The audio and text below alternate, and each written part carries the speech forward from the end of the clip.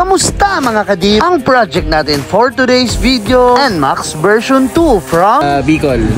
So, boss, napakalapit, di ba? Kaya kung interesado ka kung paano namin to ginawa, tara, samahan nyo kami.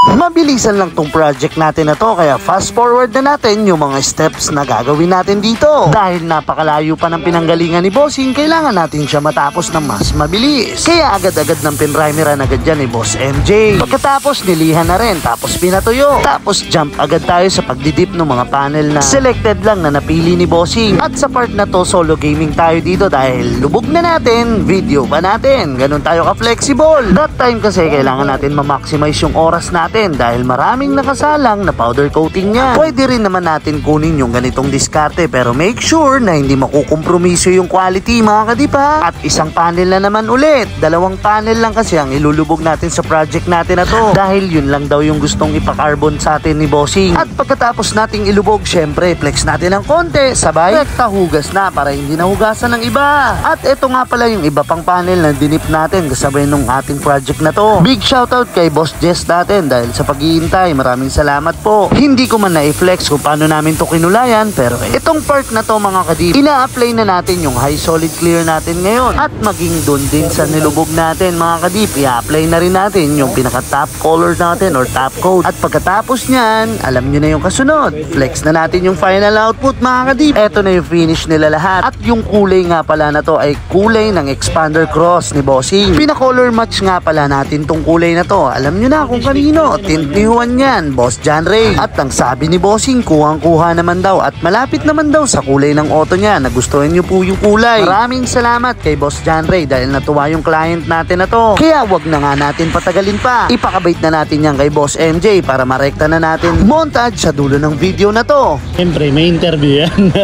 Pangalan pala ni Bossing? Francis. Si Boss Francis, taga saan? Taga Bicol. So, boss, tapos na yung project natin. Ano masasabi mo ngayon sa unit mo na tinerno mo sa expander mo? Terno sa sasakyan para pag pictorial para match, no? Yun. Pictorial. Kung i-rate mo siya, sir, 1 to 10? Ako, 11 boss. 11, boss. Yun. Maraming salamat, sir. Baka may business na gustong i-shoutout. Sa clothing line ko. Yun. Sa FC Clothing. Yan. So, sa mga gusto, ano mga Mga jersey. Jersey. More on jersey kayo.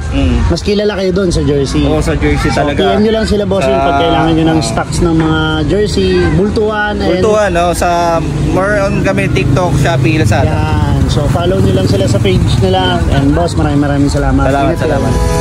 At ayun nga mga kadip, natapos na yung project natin na Yamaha NMAX version 2. Maraming salamat po Bossing sa pagdayo from Bicol pa. Kaya sa mga nalalayuan dyan, nakakahiya naman po yata kay Bossing, no? Na nag-effort at nagtsagang bumiyahe, makapagpagawa lang siya dito sa Polworks Hydrographics. Kaya kita nyo naman yung result. Talagang buong pusong ginawa ng Team Polworks yan. So paano? Kita-kits tayo ulit next vlog ha? To God be the glory.